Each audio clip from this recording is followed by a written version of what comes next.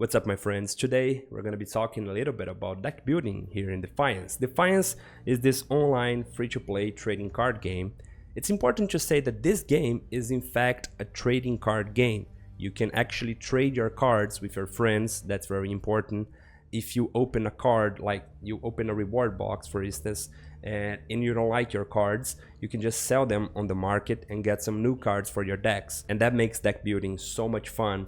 That's one of the best parts about playing trading card games, in my opinion at least, is to build new decks. So we do have some tips for you guys on deck building here on Dfiance, right? Let's go to the first one.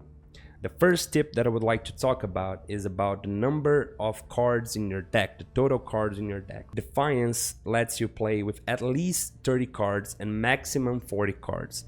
What you really want to do here is to play 30 cards if possible, right? The fewer cards you have in your deck, the higher the chance of drawing the cards you really want. Even if your deck is full of bombs and epic cards and level 4 cards, you do have your best cards. Your removal spell, that's the best. Your spell that's better than the other ones. Your creatures that are more important for like your strategy as a whole. So try to use 30 cards exactly. Maybe 31, 32, but try not to go much far from that, because it's gonna make your deck less consistent, and that's not what we want. Okay, so that's the first tip. The second tip is about your mana curve. Your mana curve is basically how the casting cost of your spells are organized between your games. Let's say you have a lot of cards that cost 1 or 2 mana. Your mana curve is probably gonna be very low. If you have a lot of cards that cost 5 or 6 mana, your mana curve is going to be very high,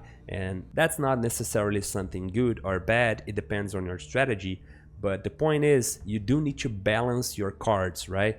Dfiance gives you 3 mana every turn, 3 resources to spend on your cards.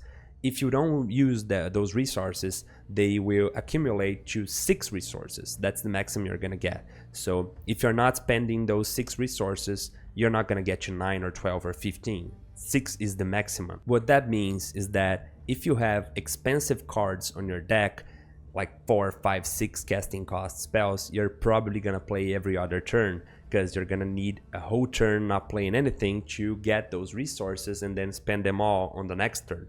So you do need to find the balance between the cheap cards and the expensive cards. From my point of view, the cheap cards are the 1, 2, and 3 casting cost cards. And from my point of view too, the expensive cards are going to be the cards that cost 4 or more, like 4, 5, 6, and so on. The balance you're looking for is basically the balance between your cheap cards and expensive cards. So let's say you have a lot of 4 mana cards. The balance you're looking for is the balance between your cheap cards and your expensive cards. So let's say you have a lot of 4 casting cost cards. Those cards match pretty well with the cards that cost just 2 mana, because you're getting 3 mana on your turn, you're spending 2 mana to cast your spell. Next turn you're gonna get 3 mana again, so that's a total of 4. So they match pretty well, the 2 and the 4 as the 1 and the 5, or the 3 casting costs in general. So if you have a lot of 6 mana spells, you're probably gonna spend 1 or 2 turns every game doing nothing besides just using abilities, or maybe playing a spell that's not a unity or a hero. So try to find that balance. That's very important. Another very important thing that you need to think about when you're building your own deck here in Dfiance is to find the balance between the effects of your spells. So I'm playing with the Inferno deck right here.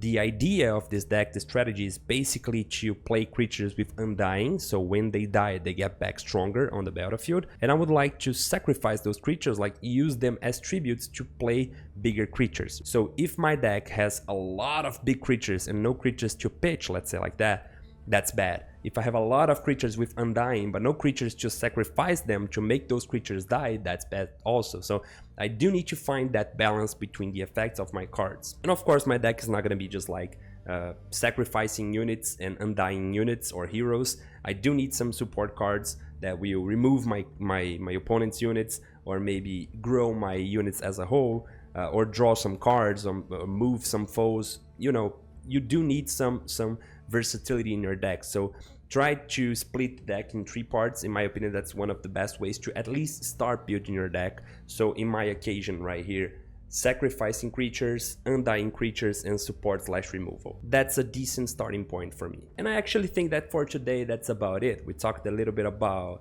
mana curve, about the amount of cards in your deck, try to play 30 cards if possible, and we ended up talking a little bit about the effects of our cards and how to balance them too. So I think that's about it. Thank you guys so much for watching. If you have any suggestions of topics you would like us to talk about right here, leave a comment down below, and that's about it. Thank you guys, and I'll see you guys next time.